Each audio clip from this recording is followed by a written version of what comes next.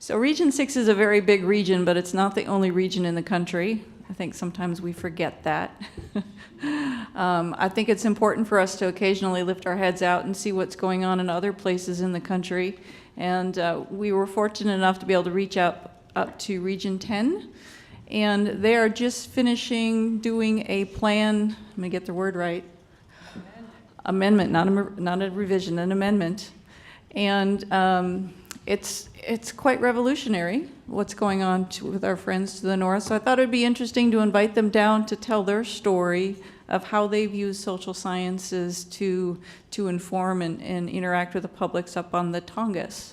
So we have the Region 10 planner, regional economist, Nicole Grew, and also an economist from our Portland Research Station with the PNW, Jean Daniels. So help me welcome them.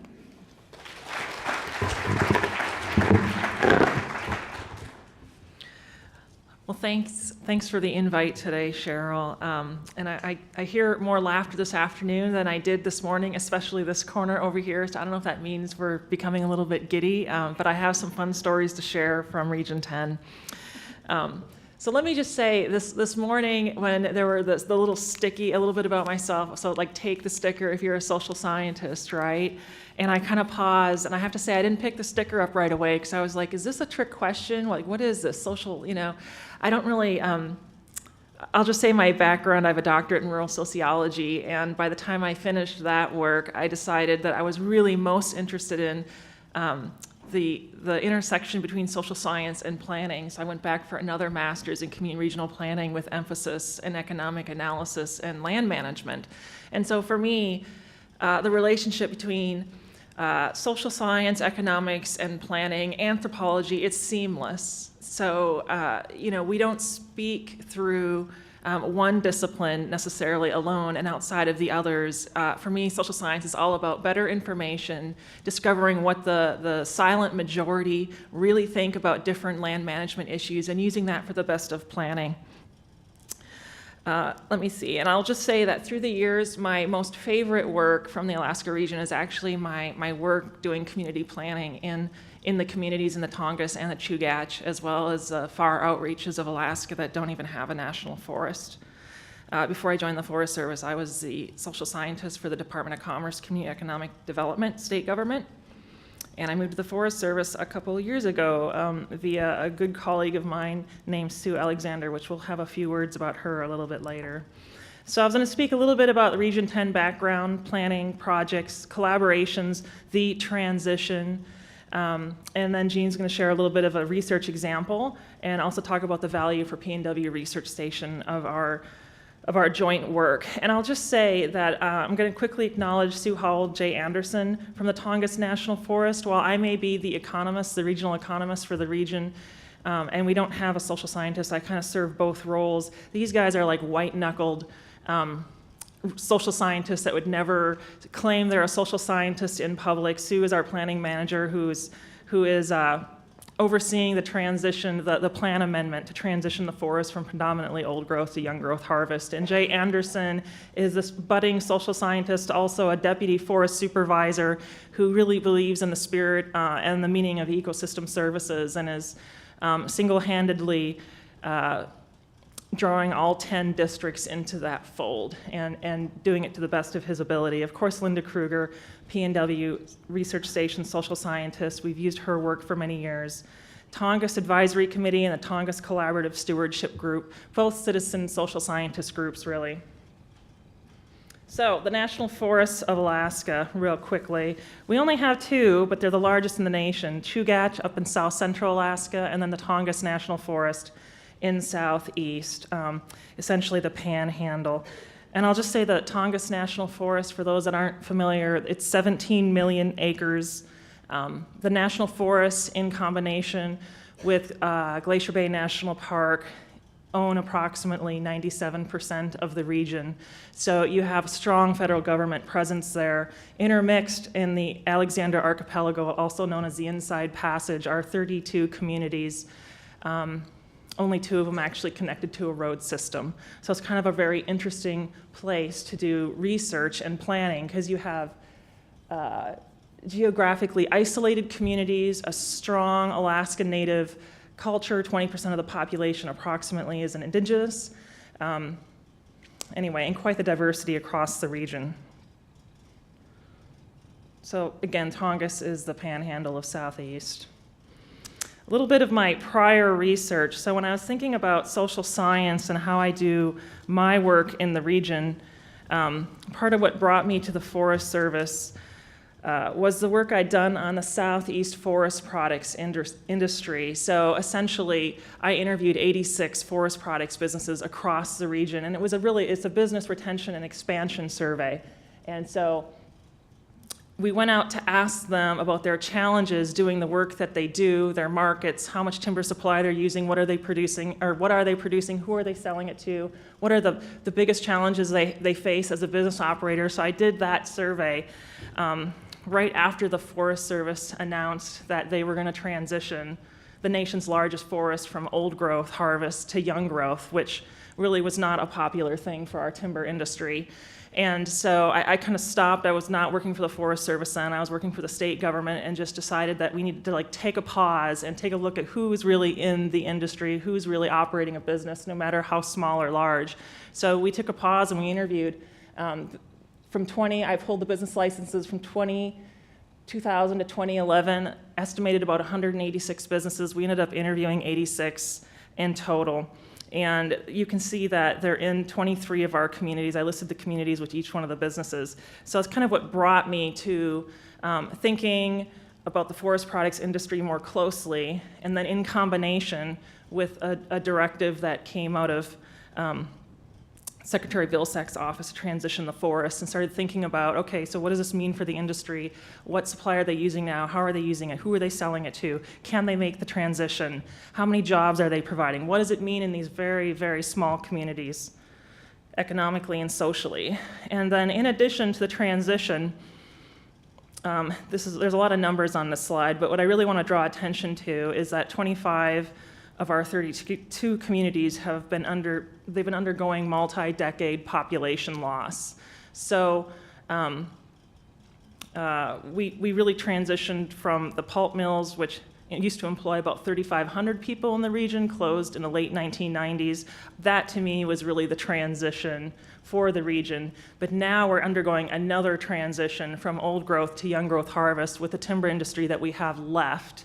And our community conditions in 25 of our 32 communities is quite dire, and we've had schools that have closed in different parts of the region due to school enrollment, and so kind of some tenuous circumstances, to say the least. So back to the Tongass. In 2013, Secretary Vilsack issued a memo directing the Tongass National Forest to transition from old to young growth timber harvest while maintaining a viable industry. And if you work at the Tongass right now, those words are emblazoned in your mind, to transition from old to young growth while maintaining a viable timber industry. And just that thought alone, we have spent the last 3 years essentially, with that memo came out, and trying to figure out, okay, so we've argued about what is, predominantly old growth to young growth timber harvest. What does that mean? What does that mean for our communities? Maintaining a viable timber industry. So does that mean the industry we have today? Does that mean an industry that we don't know what it will look like? What does that mean? I mean, so there was just, while this memo came out and it was rather short, it was very powerful, and then trying to figure out how we're going to implement that from a planning perspective and do it on a time frame. So we just closed public comment, and I think I might have said last night over dinner, had a couple cocktails, right? I think I said 180,000 comments were received, and I think actually the number is 160,000, so what's 20,000 public comments? But anyway, it seems to grow larger by the day. But nonetheless, we have a planning manager, Sue Howell, who is up to the challenge of trying to see the forest plan amended. It will be the first national forest plan amendment that was originally written under the 1982 planning rule that is now accommodating the 2012 planning rule. So, I mean, her task has really been, and it's unfortunate she and Jay couldn't join me today, because those two together have been trying to figure out, okay, so how do we transition this forest? What does it mean, viable timber industry? What does that mean on the ground? What does that mean to us in the agency? What does that mean to the communities? Doing it on a really tight timeline, super tight, trying to accommodate the planning directives, the 2012 planning rule, honor the spirit of ecosystem services, and get this all done by the end of 2016 in the nation's largest forest. It's been a huge challenge. So as far as social science contributions, which I think is how Cheryl originally contacted me, so I, as a rural sociologist slash economist slash planner, just jumped right in. It was one of my first duties on the job, really. I left the state government, joined the Forest Service, met Sue and Jay. Immediately, it was, just known that we were going to be best friends for the next 3 years. Like, if you think you're going to make a decision without the other, that we are talking among each other, in addition to our other core interdisciplinary team members. But many hours spent with them in the room, along with all of our other interdisciplinary team members. But when one of the elements of the purpose and needs statement is to maintain a viable industry, that right out the gate has an underlying social science directive to it. You're going to define the industry, figure out how you're going to interpret that, and then how you're going to do it across the land base with timber. And so it was kind of interesting. You have a deputy forest supervisor, a planning manager who really, social science is very near and dear to Sue, and then myself trying to make a determination, trying to interpret this memo sent down by the secretary and how we were going to implement it at the forest level. Community profiles. So in the middle of all of that, we have our 32 communities, 25 of which are declining. A few of them are maintaining. Like, I live in the state capital, Juneau. We don't really grow. We don't really decline in population. We just maintain. And we have a few growth communities. Primarily, they're gateways to something else, like Gustavus is gateway to Glacier Bay National Park. Skagway and Haines are on the road system, strong independent tourism industries. We also had Jean, I'll let her speak to her contribution, but P&W Research Station crafted the long-term timber demand projections. So when you're talking about switching from old growth to young growth, maintaining a viable timber industry, I mean, you really, determining what the demand is for Tongass timber is just so central to that. And the research station, over the past 20 years, has done 5 different studies. They are the authors of our long-term timber demand, that then I take that and incorporate it into my year-to-year annual timber demand needs. And so, and of course, the effects analysis. So we have a preferred alternative now. It's alternative number 5, and ironically, the real authors of the preferred alternative are the Tongass Advisory Committee, so our federal advisory committee that was convened. I'll speak a little bit about them. Our preferred alternative as the interdisciplinary team was actually the alternative put together and developed by a diverse stakeholder group, if you want to call it that. Just a little bit about the projects. So at any given time, I counted them up. We have about 40 different projects happening on the Tongass. Some of the ones that take most of my attention are still timber sales, looking at young growth. So one of the biggest fears in trying to transition this large forest from old to young growth harvest is that our young growth trees aren't quite old enough yet. So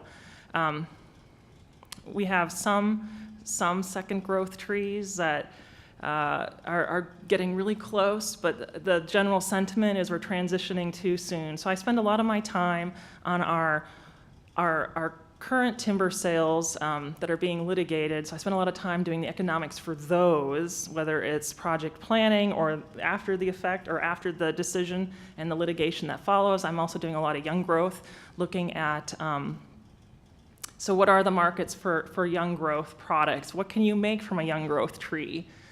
Keep in mind, Southeast, our timber industry prior to the late 1990s, it was predominantly large pulp mills.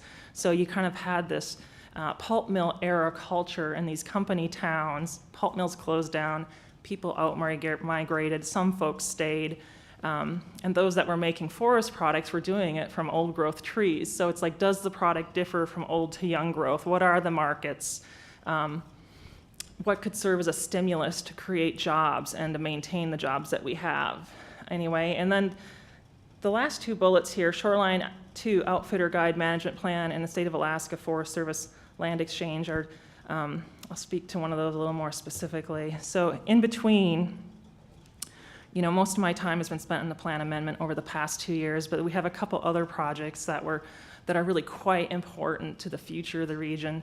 The Outfitter Guide, I'm sure this is similar type projects are happening in the national forests across the nation, but you know, this is essentially where we take a pause every 5 years, we take a look at commercial outfitter guide activities, those companies that are accessing the shoreline for commercial purposes, selling chartered trips, so on and so forth, and we take a look at what the land can handle without impacting the forest and visitor experience and all of that. And so we're kind of at one of these moments, we're transitioning the timber industry, we're taking a whole nother look at commercial use of the shoreline across northern southeast, in particular right now.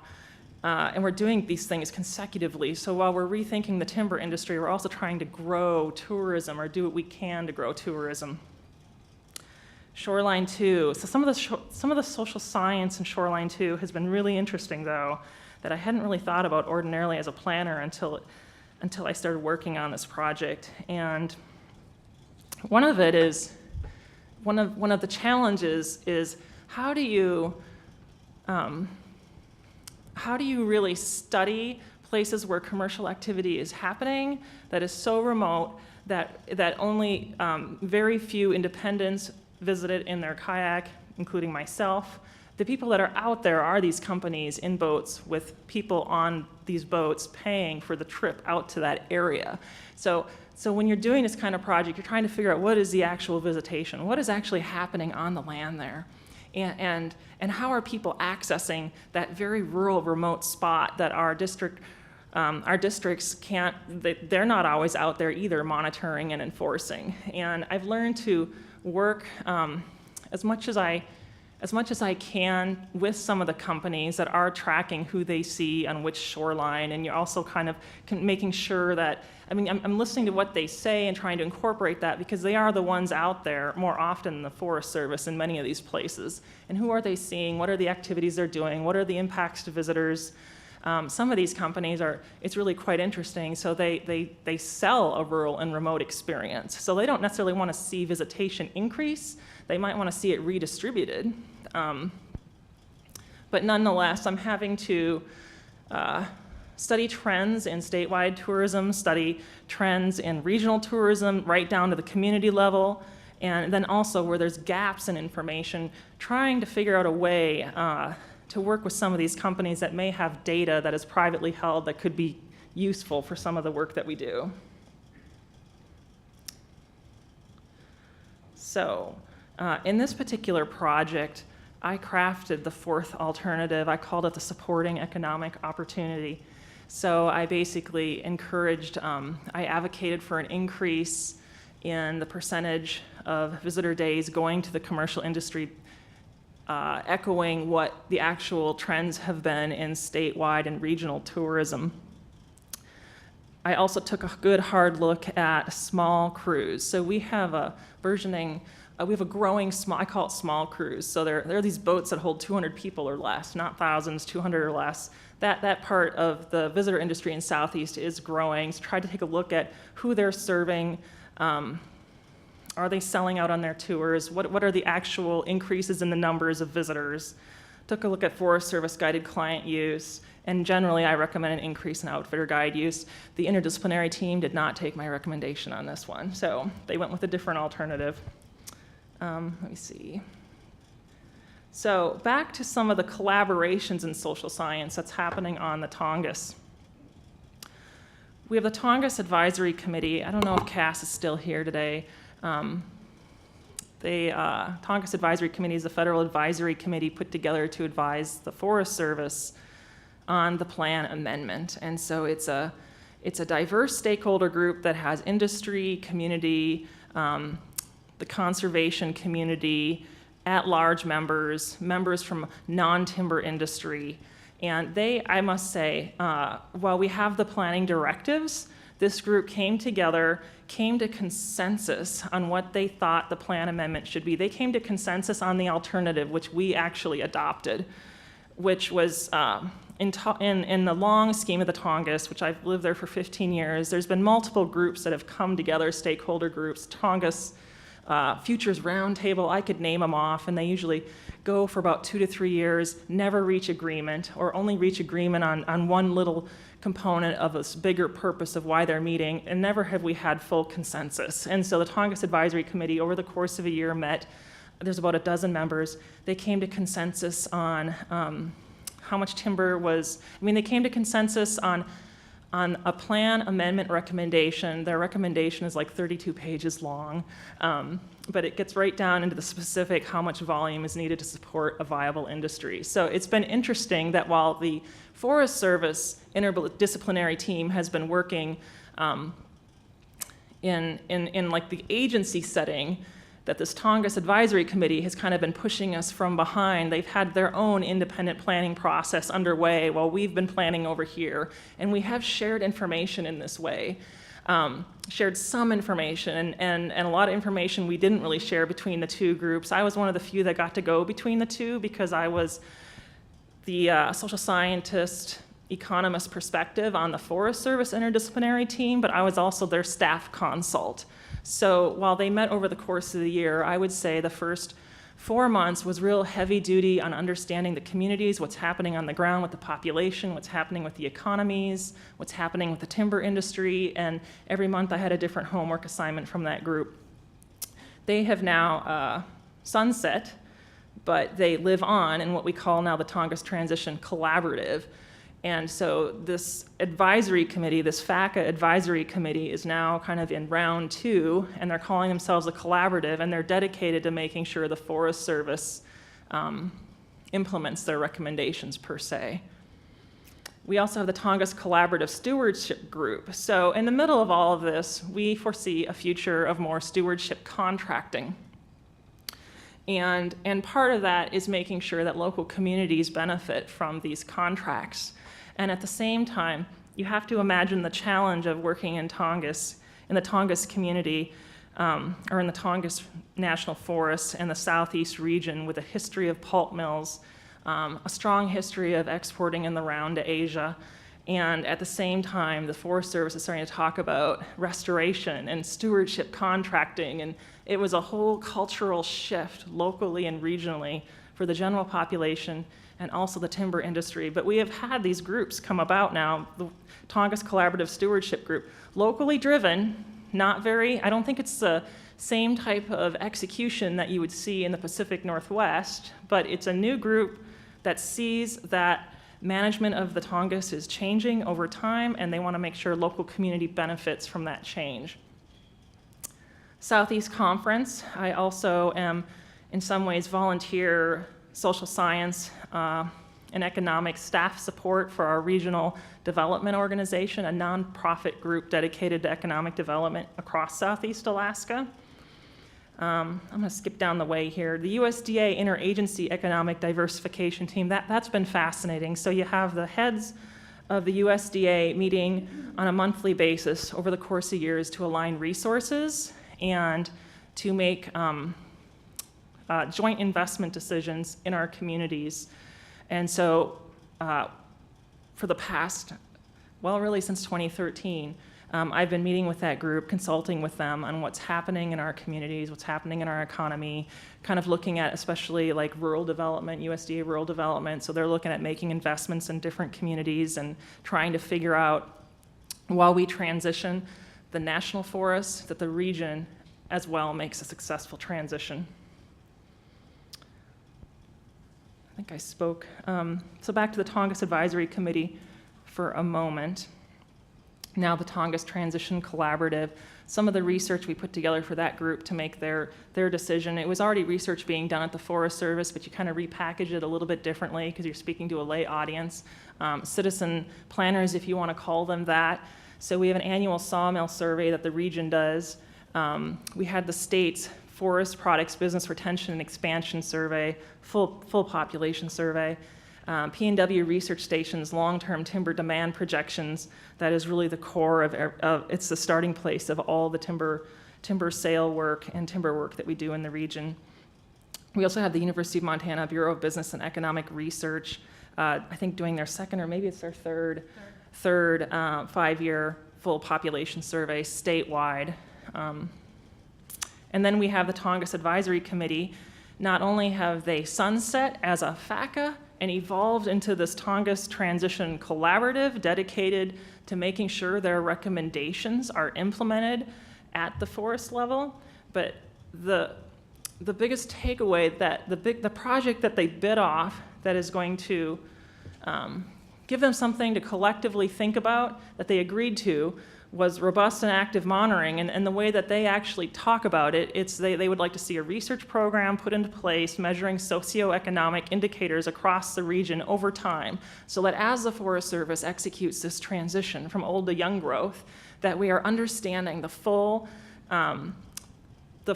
diversity and the full diversity of the impacts. So that's been really interesting. They've actually done their own outreach to Cass, and she's been consulting with them a little bit. But it was interesting in the way that this FACA came together. They were asked a timber question, right? So they're asked, how do we transition from old to young growth?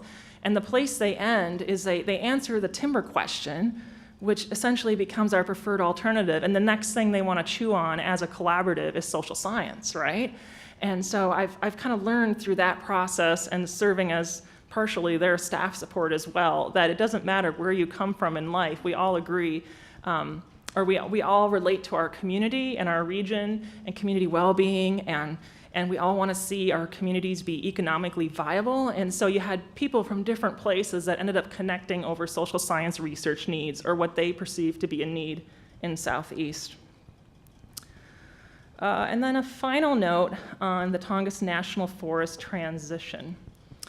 So when I think about the transition, and I will say I was working at the state of Alaska, doing social science for state lands and state timber harvests. But when the transition was first announced, I will say it left our mayors and our city councils and our economic development organizations wondering, so what is this? Like, what is this transition?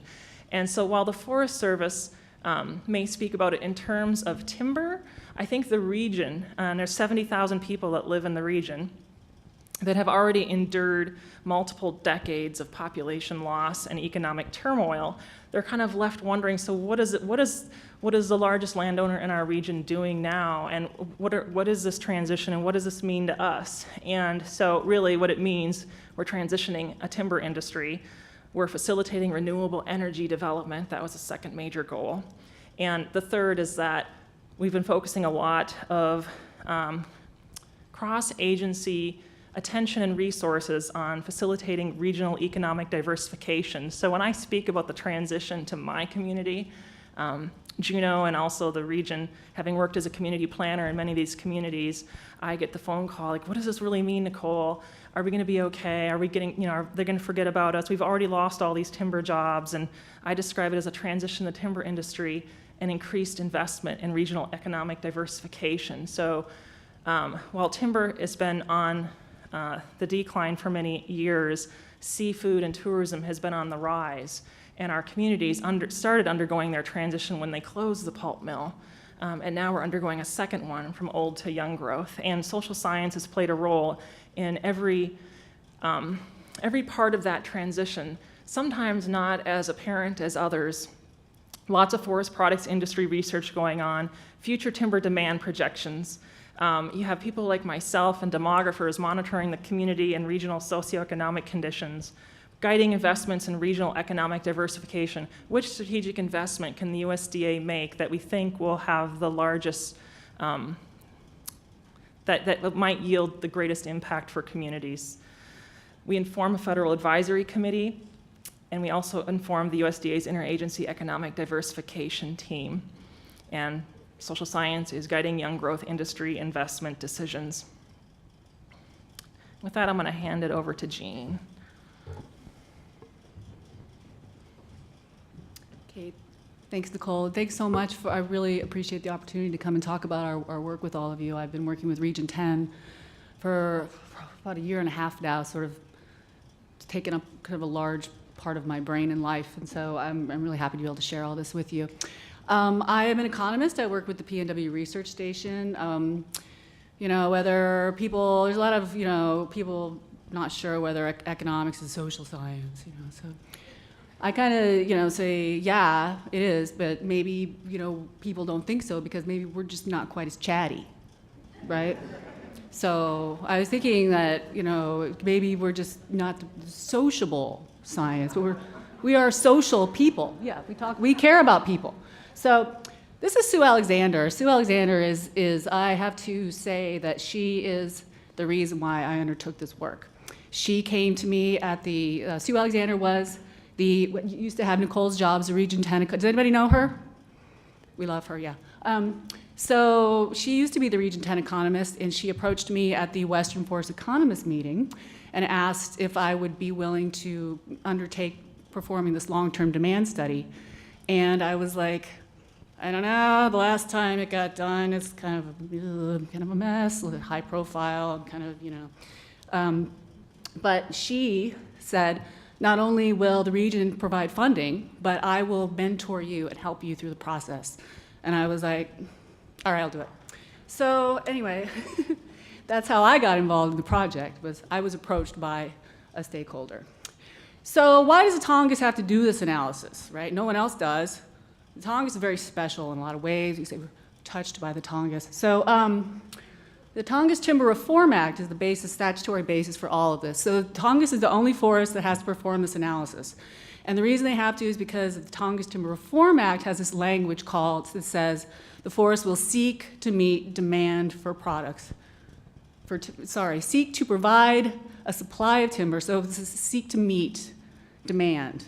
Okay, and then so the natural progression, you know, along those lines is, well, how do we measure that demand, right? And so then it's been traditional for the PNW Research Station to do this analysis. It started in 1990 with I don't know, I think probably hired a good number of people in this room. Richard Haynes used to do this analysis with David Brooks.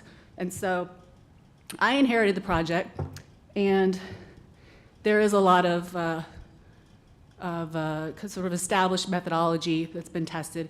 And again, to talk about like why this is important, this analysis is used to set annual timber targets on the Tongass. It's scary. So these are the results from all the previous analyses that have been done. You can see the red line is the actual harvest from the Tongass, and the various colors of dotted lines are the findings from the previous studies that have happened over time. And you can see that the harvest has fallen, and that the timber demand studies in the past have not necessarily captured that change in supply, but it really shouldn't, should it? Because we estimate demand as being what processors would want from the forest if there was no constraints. And we all know there are a lot of constraints. And we also know that anything that happens on the Tongass is extremely controversial. Nobody's going to like it. Either the industry will hate it or the environmental community will hate it. So there's a lot of people who are looking at everything that happens on the Tongass. And so with all that in mind and talking with people who have worked on this project before, Richard is still around, and what we decided we needed to do was, sure, we provide a good model for estimate the demand for the timber off the Tongass, but our market model needed to be transparent, because we heard a lot of people say that they did not like the previous analysis because it was sort of like, oh, it's a black box, we never knew what anybody was doing, and then next thing you know, we've got this document, nobody knows anything about it, and nobody likes it. So we've got to be transparent, of course conservative. The model has to be material balanced, so that means that everything that is removed from the woods is counted in our analysis. It needs to be easy to understand today and in the future, because I received the spreadsheet that had been modified since 1990 in the previous demand studies. This thing was a nightmare. It was like a Rubik's Cube that just didn't even have a solution. So you're just like, so we threw it away. and I believe that we've improved on it. And we also want this to be useful to the region because they need it for the planning. And we have a process in the station called for highly influential science, and I made sure went through all that process. So hopefully it'll be covered. I'm not going to talk a huge amount about the results from the analysis because if you really want to know, you can come to the Western Forest Economists meeting in May in Seattle and hear all about it. So I'm just going to touch on the results a little bit here, but what I kind of want to focus on a little bit is the accomplishments that it's meant for the station about being involved in this project. So how well can you see that? What we did was we came up with a market model that's based off of a process that's known called the Timber Products Output Accounting. It's a FIA is required to do it for all the western states, so they pay the University of Montana to do mill surveys, essentially. Except for the state of Washington, they do their own mill surveys. And so they take the mill surveys to figure out what products are being, what volume of products are being made, and then be able to tie that back into how much volume of timber was harvested to be able to create those products. It's doable, it really is. So what we do first is we define the markets. So you can start from the top down and say, the top is, the harvest from the Tongass. It's going to be divided into saw logs, utility logs, and then the saw logs either go to a sawmill or they are exported. So who knew that you could export logs off the Tongass? Yeah. So you can see that the final markets are U.S. log market, international log markets, U.S. lumber markets, international lumber markets, and other markets, which are these sort of niche products, but you must not call them boutique products. They do not like that when you say that. So the main products that are made in Southeast Alaska are log exports, some lumber, and a lot of residue, mountains of residue. So, but by far, say about 85% of harvest in the state of Alaska is exported in log form to the Pacific Rim. Okay, so here's the results of what we found. I kind of jammed it on that same graph from the previous demand studies. It's just like a little cute guy, So we did 3 scenarios. The first one was just, the young growth transition happens. What's that going to do to timber demand? The second scenario was we had young growth transition, and in addition to that, we grew a wood energy market because wood energy market development is a big deal in Southeast Alaska. They really want to be using wood instead of at least heating oil, distillate fuels. And so we did a scenario involving that. And the third scenario was young growth transition plus recovery of the U.S. housing market. And you can see that all the scenarios we got pretty much between about 46 and 75 million feet off the Tongass. And we also estimated the demand for for stuff from all the other forests, or the other landowners, which are the state of Alaska and the Native Corporation. So here's what I got out of the whole thing, and I'm gonna have to rush this, I'm afraid, John Lawrence was talking about logos. So each of these, I made 3 trips to Southeast Alaska to talk to people and find out, because we want to be transparent. We're telling people what we're doing and why we're there. So I met with all these groups on trip 1, which is basically NGOs and a lot of people from the Forest Service staff. At trip 2, I went and met with industry people, and I got to go on the float plane, and then try to find the training for that. That's your trick. So, and then just last October, I went and gave a talk to the all of the staff on the Region 10, pretty much a VTC, Region 10 staff, staff on the forests, and also the Office of General Counsel. So I talked to the lawyers. And I was a little nervous about that. Sue Alexander came up. We went through flying colors.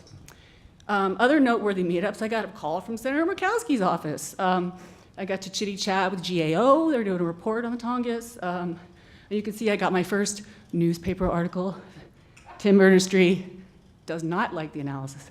Okay, so another interesting thing we found was log export statistics going out of Alaska are screwy, and we're working on a project to figure out why. So you can see first column exports, second column harvest.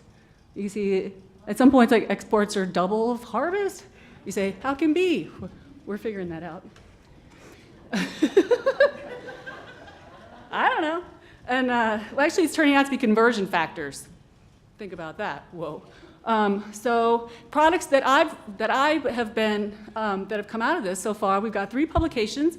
I should mention also that I was able to hire an amazing student assistant who helped me with a ton of this stuff. So that's his picture and Sue's picture. So me and Mike and Sue have drafted the Tongass, the report. We came up with a whole GTR on wood energy alternative background information, and also we've got a white paper in now because I was able to give an agreement with the BBER, University of Montana, to look at this log export question. So we've got publishable results. We need this because in the station, we are evaluated on our publication rate. Presentations, these are the ones that we've already given. The ones we're about to give. Can't wait, Timber Measurement Society. I'm gonna buy khakis and a navy blazer. I'm gonna fit in. Okay, so to wrap up, hopefully mostly on time, I would like to just say the key elements for success for this project for me was to have Sue Alexander's amazing mentorship, because I've never had a real mentor my whole time since I've been in school. Funding from the RO, regional office, from Region 10, not only funding, but they were very quick to get data from them, and they were very cooperative with every aspect of this project. You get an amazing student assistant, and I'm really happy for him. He's been hired on permanently at Portland State. And awesome research collaborators. I work with these guys at the University of Montana a lot. FIA, P&W, they gave P&W a FIA program. I was able to get mill-level data by signing a memorandum of cooperation, which really helped with this analysis. It's confidential, you can't have it. But I could summarize some things for you. And airplanes were helpful because I got to travel. So I'm done. Thank you all so much, and I'm really happy to be able to talk about this with you today.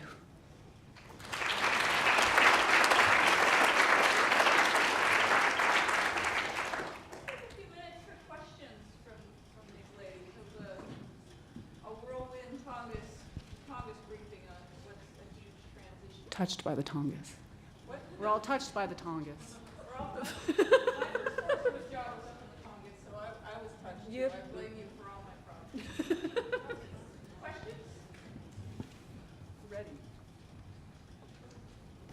Curious, Nicole, you were talking about community profiles, and I wonder if that's something where you're actually collecting new data, community-level data, or using it? It's yeah, I really kind of just gave the blush across social science and the Tongass.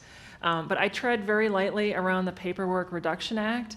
I have a little more bravery than some of my other federal colleagues.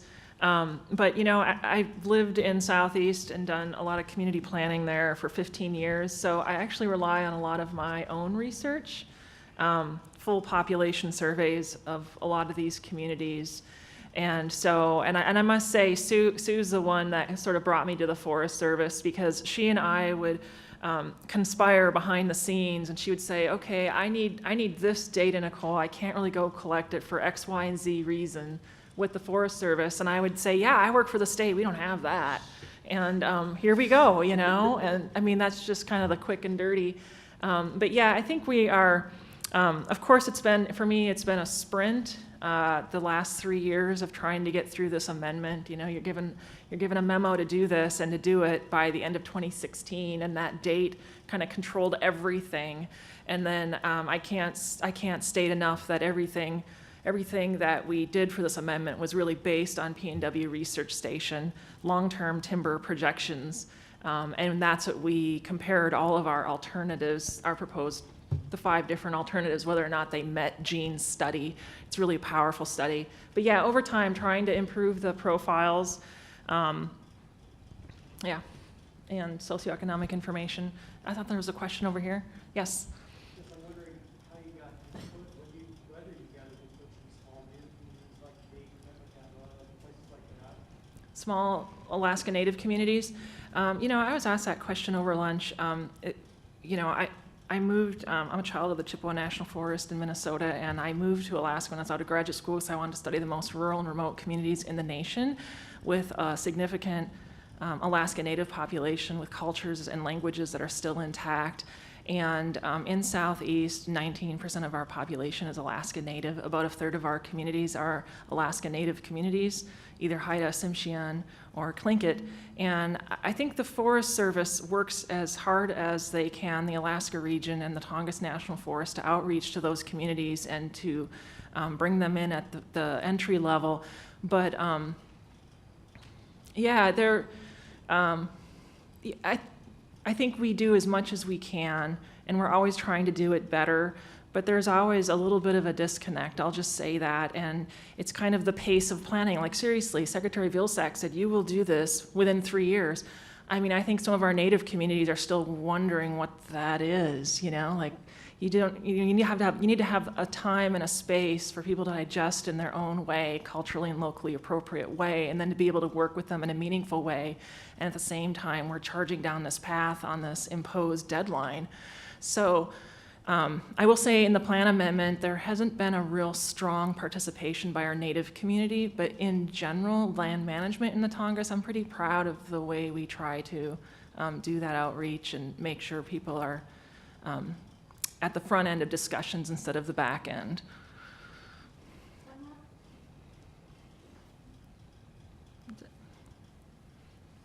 Thank you.